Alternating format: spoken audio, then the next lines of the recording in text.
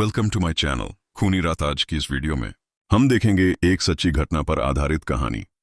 Japan की डरावनी कहानियां अपनी अनूठी और रूह कांपा देने वाली परंपराओं के लिए जानी जाती हैं। चलिए टोक्यो के बाहरी इलाके की एक ऐसी ही खौफनाक कहानी सुनते हैं जो ओकुबामा के एक पुराने अपार्टमेंट की है। जापान का शापित अपार्टमेंट दी रेड स्ट्रिंग। यह कहानी अयान की है जो सॉफ्टवेयर इंजीनियरिंग की नौकरी के लिए टोक्यो गया था। उसे शहर के बीचों बीच जगह नहीं मिली तो उसने पास के एक शांत इलाके में एक सस्ता अपार्टमेंट किराए पर लिया।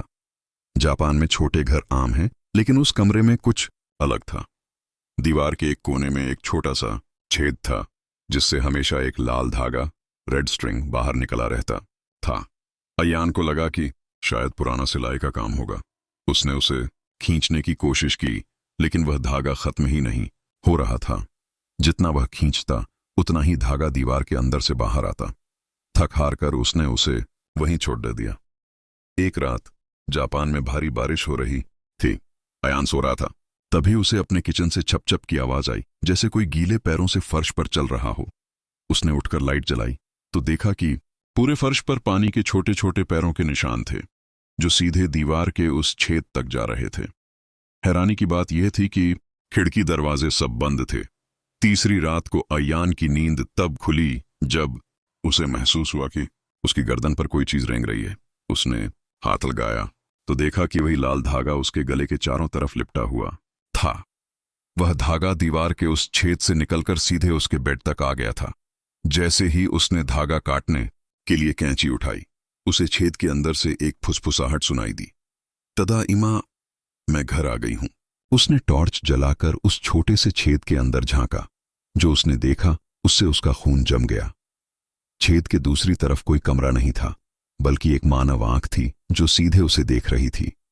वह आंख पूरी तरह से लाल थी और उसमें से वही लाल धागा बाहर निकल रहा था। अयान घबराकर रात में ही घर से भाग निकला और अपने जापानी दोस्त केंजी के पास पहुंचा। केंजी ने बताया कि जापान में कुछ पुराने मकानों को जोरोकुमो या मकड़ी औरत का शाप माना जाता है।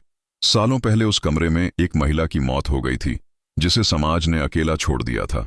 मरते समय उसने कसम खाई थी कि वह इस घर में आने वाले हर शख्स को अपने लाल धागे, किस्मत और मौत का धागा से बांध लेगी ताकि वह फिर कभी अकेला महसूस न करे। अयान ने अगले दिन अपना सामान भी वापस नहीं लिया और वह घर छोड़ दिया।